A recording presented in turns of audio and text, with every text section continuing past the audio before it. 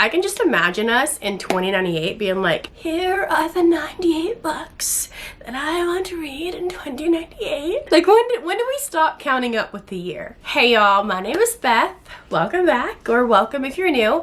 Today I'm going to be going over my 25 books that I want to read in 2025. And this list, I'm not going to lie to you, because I try to like pick books that are on my shelves, and I also try to pick books that I think I'm gonna truly love, the ones that I am most excited for.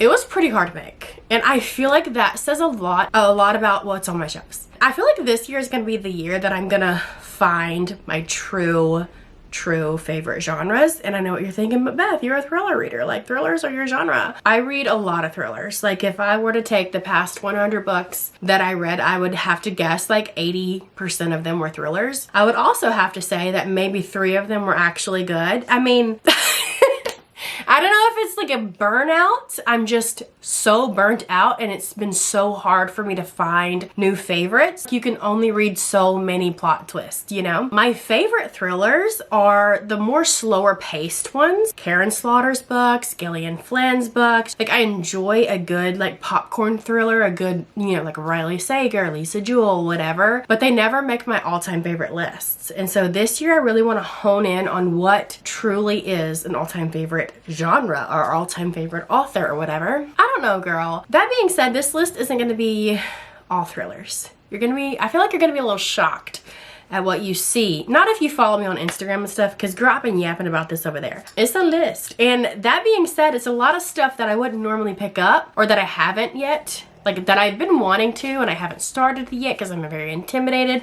Or there's this like little thing about me is, if I have a feeling a book is going to be an all-time favorite, I will wait literal years before I read it. I don't know why. I'm waiting for the perfect time. Bitch, read it now. Read it now, you know? I saw this meme on social media, on which one? I don't know, because I'm on all of them, that said, what if you've already read your all-time favorite book? What if you spend the next 50 years and you've already read your all-time favorite book? Like, that is sad to think about. It's probably not true, but it's sad. Anyway, I have a lot of books to go through. I don't know about all of them, in the sense that I don't know what most of them are about. That's what I meant to say. So I'm just gonna kind of go through these fairly quickly, if you will.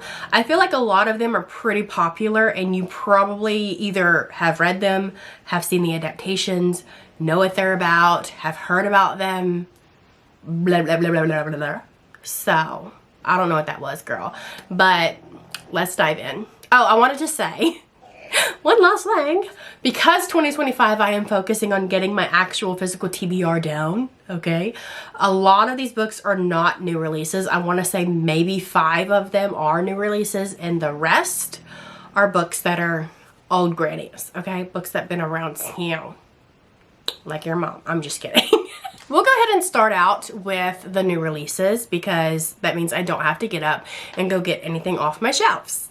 So I have The End of the World as We Know It by Christopher Golden and Brian Keene.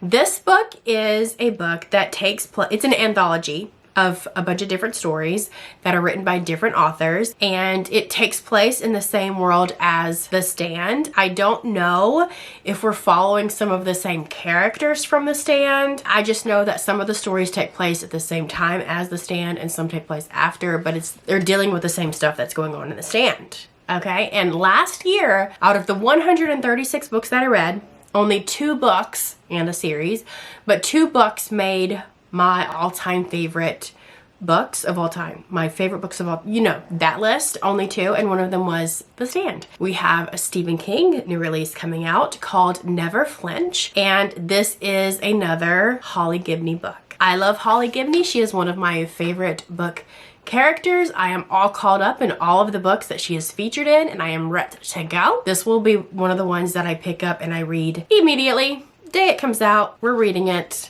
Give it to me. Get it, got it good. Up next, another all-time favorite author of mine is Karen Slaughter, and she has a new book coming out called We're All Guilty Here. The last time I checked, there was not really a synopsis, or maybe there was a synopsis. I don't remember. I will say it is a standalone. There's not a cover yet. It comes out later on this year. She could literally write a grocery list, babe, and I'm gonna read it. If you hear snoring, it's because Kaiser's back there taking a nap. He's back there doing what I want to do. Then we have Miss Abby Jimenez, whom I love. One of my favorite authors. Again, why do I keep saying this? Because these are literally all my favorite authors on this new release list. We have Say You'll Remember Me by Abby Jimenez. This is the 4th book in her like interconnected standalone series that features Part of Your World, Yours Truly. What's the other one? Just for the Summer, and then this one.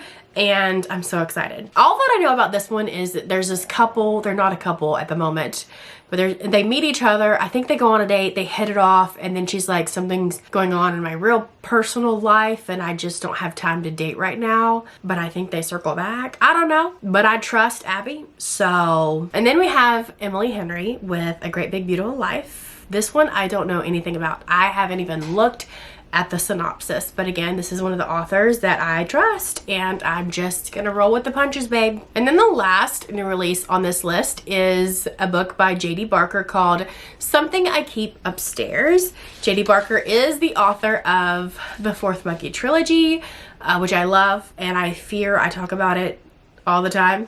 I love it to death. And J.D. Barker is also one of my husband's all-time favorite authors as well. So even if this book wasn't on my list, I'd still be buying it because my husband would be like, hey, did you pick up the J.D. Barker book?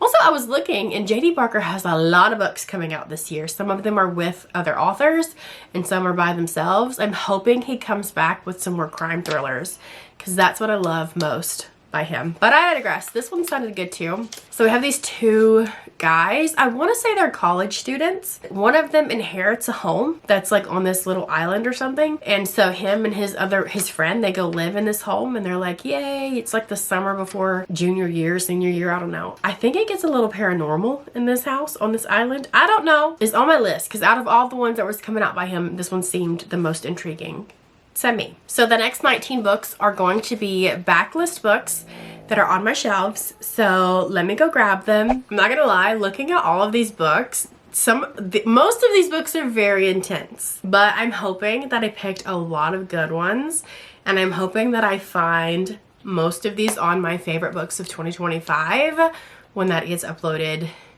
next year. So let's dive in. Let's start with the one book that I actually don't own that is on this list, and this book is Gone with the Wind. I've never seen Gone with the Wind. I don't know what Gone with the Wind is about. Never in my life did I think I was gonna put Gone with the Wind on this list, but I have been binge watching Ian's videos here on YouTube because he is a big Stephen King reader like myself. He was talking about his favorite books, and this was one of them, and I was like, never in my life did anything sound more interesting than that book.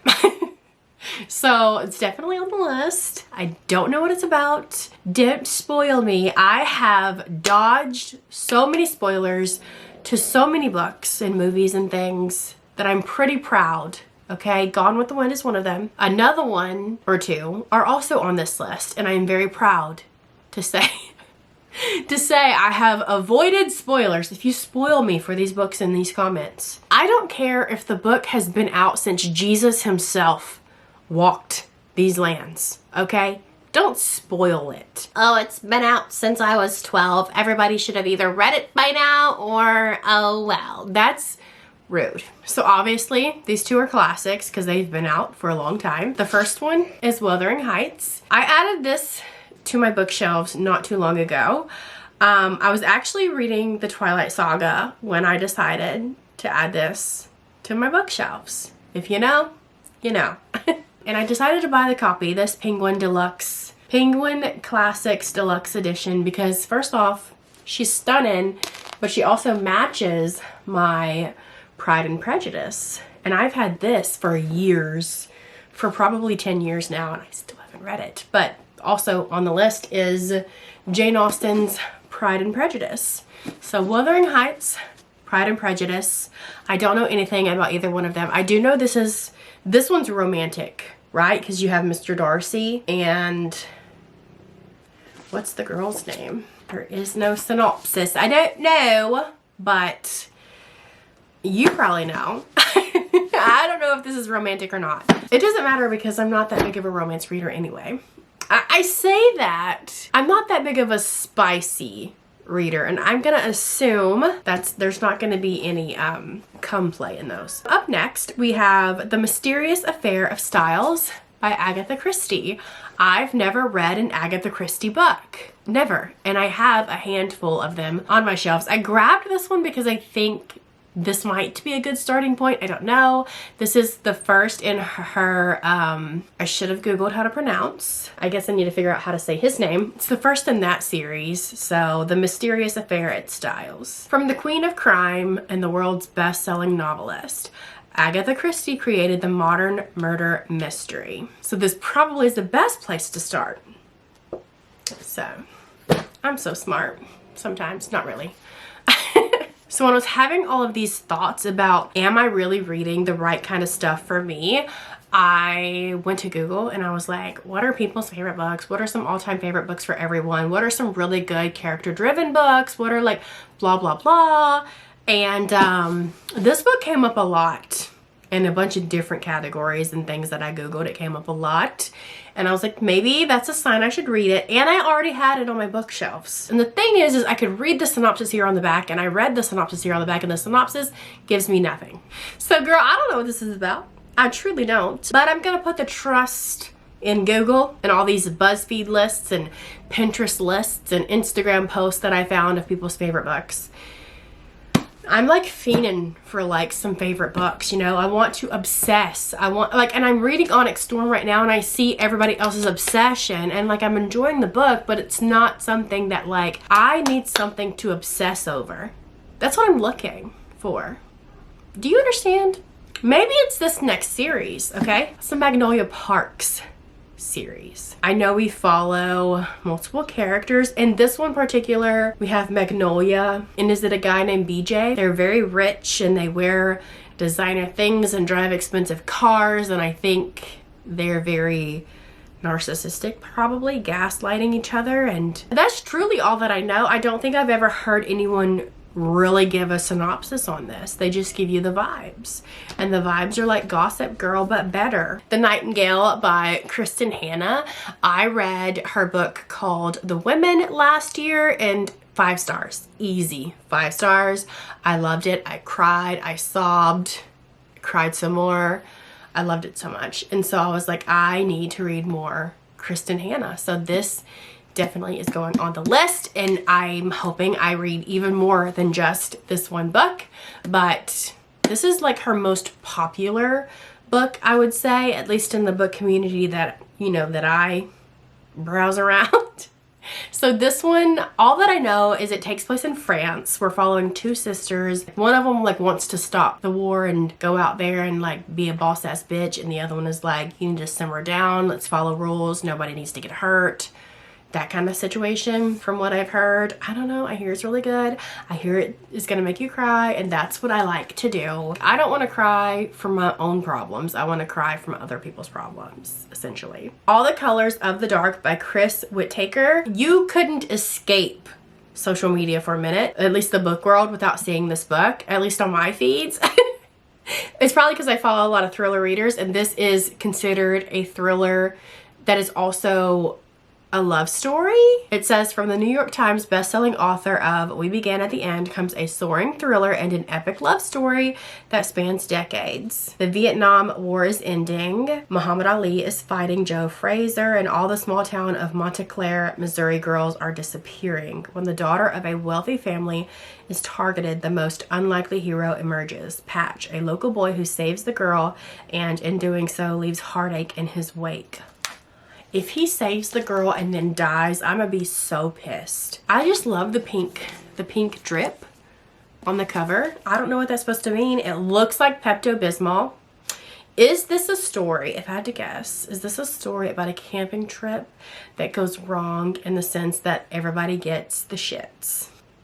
Wow, the 70s were 50 years ago. Am I mathing right? The God of the Woods by Liz Moore. This is the last thriller on this list. And funnily enough, this one also takes place in the back day, 1975. A teenager vanishes from summer camp. Two worlds collide. Early morning, August 1975, a camp counselor discovers an empty bunk. Its occupant, Barbara Van Laar, has gone missing. Barbara isn't just any 13-year-old. She's the daughter of the family that owns the summer camp and employs most of the region's residents. And this isn't the first time a Van Laar child has disappeared, because Barbara's brother did a few years ago. Never to be found. Yeah.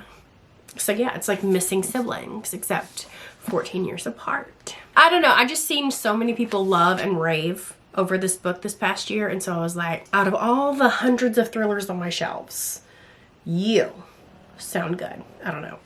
Now we're gonna dive into some fantasy. Before I dove in to my thriller era back in 2019, I was a fantasy girly. Granted, it was YA fantasy. I had my dystopian era too, and then I found thrillers and I stopped reading fantasy. I'm hoping that I'm gonna discover that I am a fantasy girly again. We'll see. There's like sci-fi, there's like other stuff too, but we're just gonna lump it all in a whole. This one is kind of romantic though. I don't think it's smutty. A Discovery of Witches. It's a series, and I believe this is a witch and a vampire, and I think she works at a library at a college, and like she comes across this book or something, and the whole paranormal world wants it or whatever, and so there's this vampire that pops up and is like, yo, do you know what you got right there, son? You know what I mean? I don't, because I haven't read the books yet. There's an adaptation as well that I really want to watch, and I am one of those diehard people that if there's an adaptation, I'm not going to watch it until I read the book. Discovery of Witches. We're adding that to the list. This one could be romantasy, but I don't think it is. I don't think it is. It was going to be a series. The author has since decided just to make it a standalone, which is fun because there are a ton of series out there. I don't know what this is about. I don't know what it's about. But the hype that I have seen around this book is insane. It is intense. People go hard for this book. Some fantasy bookish people that I follow, like, and they've read the classics. They've read Lord of the Rings. They've read Joe Abercrombie. They've read Robin Hobbs. They read all of those. This is still top tier to them. I was like, okay, I've got to read it because I just got to know. And that is The Sword of Kaigan by M.L. Wong. We're just defending empires and stuff, and we have some badass characters, is what I'm gonna assume. So, I'm putting all of my trust in everyone because I know nothing about this book. Okay, so.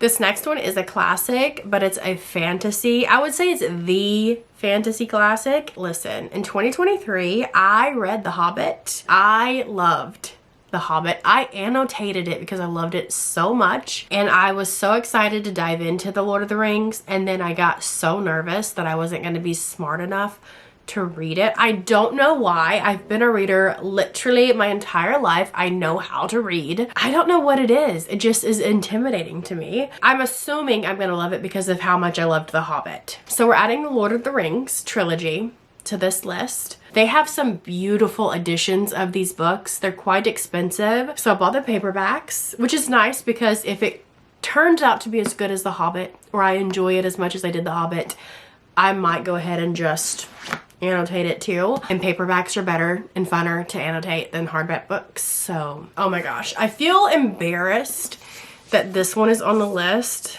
Simply because when the first book came out, I obsessed over it. I bought the deluxe edition.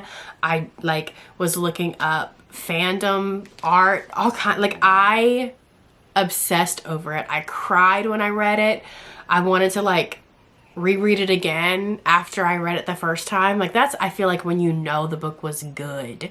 But then we had to wait 2+ years for the sequel to come out, and I feel like that's why I have not picked up the sequel, even though I have 3 copies of it, because I feel like now I need to go back and reread the first one to dive into this one because like I've slept since then. I don't know. But that's Empire of the Damned. The vampire book that I wanted that wasn't romance. You know what I mean? I don't know what it was, but I loved it. And it was like in this interview format that I really loved. There was artwork throughout the book, at least in the edition that I read. But I feel like I do need to reread the first one. So, and I know a lot of people are like, Beth, you can just, you know, Wikipedia it. You can find videos of people recapping them. It's not the same. It's not the same. I want to reread it again and feel that like love that I had for it and immediately dive into the second one and just continue. And I love rereading favorite books, so I'm not mad about having to reread it.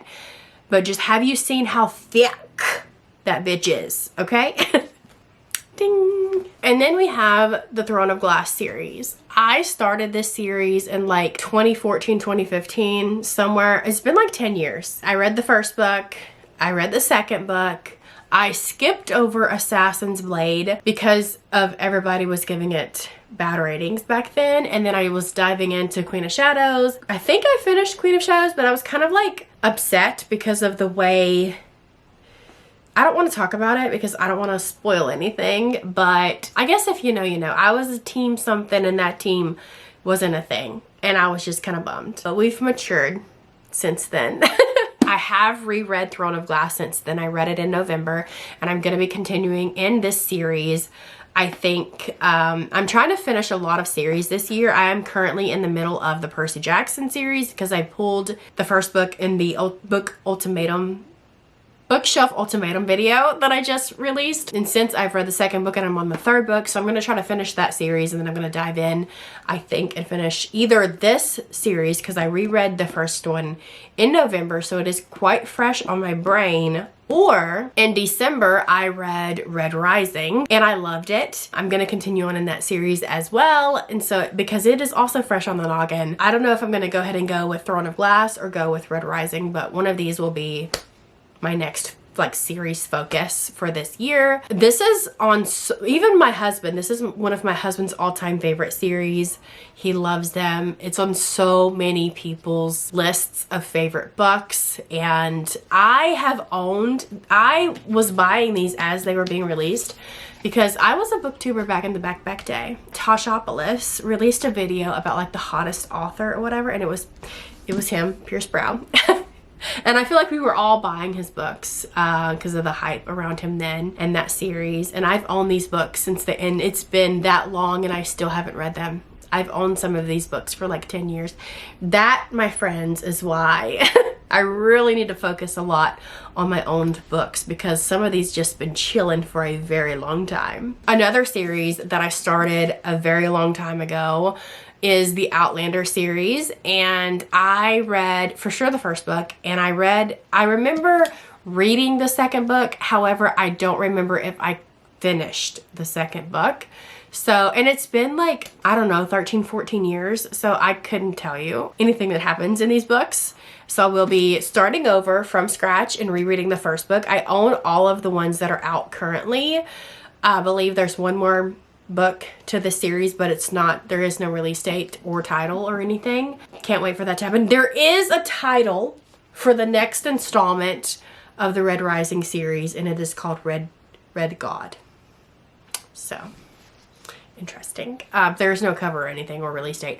Anyway, so yeah, the Outlander series by Diana Gabaldon. Beth, have you watched the TV show? No, I haven't. I stick to that rule.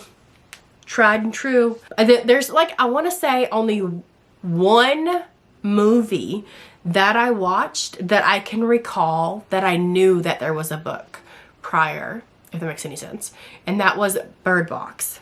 And the only reason why I watched the movie before reading the book is because I watched the movie before I knew I could handle reading horror books. And look at me now. I used to be an extreme horror reader. I don't do that right now anymore because it's not for me, but I used to read it because I was just trying to see, I think. I don't know. Anyway, Outlander by Diana Gabaldon was on the list. I did start this one. I didn't even make it halfway through. This is the Dark Tower series by Stephen King. This first book is a slog and it's boring AF, but in the little introduction thing, Stephen King himself says he wished he can go back in time and just rewrite this completely, but he knows that people, all-time fans, would be sad if he did that, so he didn't. He just kind of tweaked it a little bit, but he even says himself this is not his favorite book either. But I hear if you just get past this one and you move on, they get better. It's like a fantasy series. There's also like Western vibes in it. There's also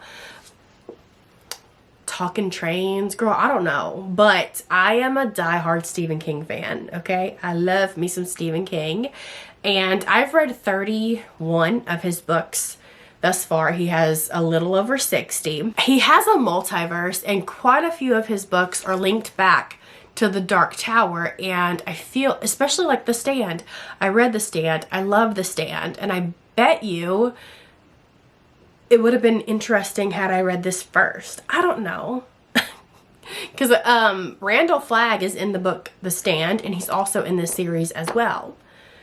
I don't know. I'm going to look up the reading order. Like the extended reading order. Because there is like an extended reading order that tells you read it between these two books. Read The Stand between these two books. Read Buick 8 between these two books. Because they're so connected. So interesting. How he can do that. Let's be for real. That's just talent right there, my friends. But the Dark Tower series is 100% on this list. Again, like I said, I read a lot of thrillers, and a lot of the times my all-time favorite thrillers are the ones that aren't afraid to get dark, the ones that could be borderline horror, I guess, the ones that like have murder on page, you know. They're like, I like really dark thrillers. Like Riley Sager could never, you know what I mean? And and when I talk about wanting to dive more into adult fantasy, so many people tell me that they think I would love this author's work because he too is very dark in his writing, and that is Joe Abercrombie. And this is the First Law trilogy, The Blade Itself. Up at the top it says Joe Abercrombie is terrific by George R.R. Martin. That's who said that. Now, I will tell you, I don't know what this is about. I hear that the characters are pretty dark. They're not the kind that you would specifically root for, which is fine. You know what? He's pretty attractive. I'm not gonna lie. Pierce Brown. He might give you a run for your money. Logan Nine Fingers, infamous barbarian, has finally run out of luck. Caught in one feud too many, he's on the verge of becoming a dead barbarian, leaving nothing behind him but bad songs, dead friends, and a lot of happy enemies. Cute, cute, cute. Enter the wizard. Oh, there's a wizard in here. Unpredictable, compelling, wickedly funny, and packed with unforgettable characters, The Blade Itself is noir fantasy with a real cutting edge. We're gonna see about this. We're gonna see, my friends. And then lastly, the very last one in the stack is none other than George R.R. Martin with A Song of Ice and Fire series. No, I have not seen the TV show of this. All that I know from my little brain, first off, I'm not a TV person. I could have a home and not have a TV and be 100% content. I am not a big TV person. When I do have the TV on, it's either for my kids, or me and my husband do watch TV together in the evenings because that's just, we like to do something together. That's something that we can do together. So we'll watch like shows like Will Trent, or I don't know, Alert. There was a show called that, or The Circle, or things like that. But we don't, it's not too serious, okay? So I've never seen any of a Game of Thrones shows. And the only thing that I know about this at all is that there's dragons. And there's a woman named Khaleesi. Who is she? What is she? I have no idea. But I believe she's a mother of dragons. That's all that I know. That's lit. And I know there's somebody named Jon Snow. Other than that, I have absolutely no idea what goes on in the world that is A Song of Ice and Fire. Nothing. And it's about time I find it out. And it's about time that George R.R. Martin get off his ass and continue the series now that I've gotten around to it, George. So there's that. That is the final book in my 25 and 2025. And I know I listed a lot of dents, books, a lot of series, a lot of long series, but girl, I don't got a life. I got a lot of time on my hands. It's fine. We're gonna get it done. We're gonna get it done. And it's gonna be nice when at the end of the year, maybe I'll react to this video and we'll see exactly how much I've read. And part of me was like, okay, we should put a little rule on it. If I don't read it by the end of the year, it's gotta go.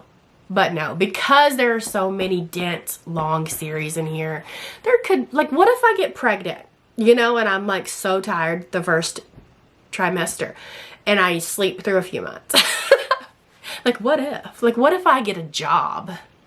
Ew, let's not think about that. Ew, a job? Gross. Anyway, thank you guys so much for watching.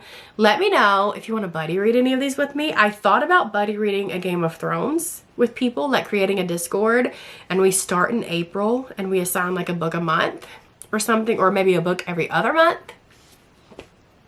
That'd be fun. Anyway, I hope you guys enjoy this video, and my friends, will see you in the next one. Bye.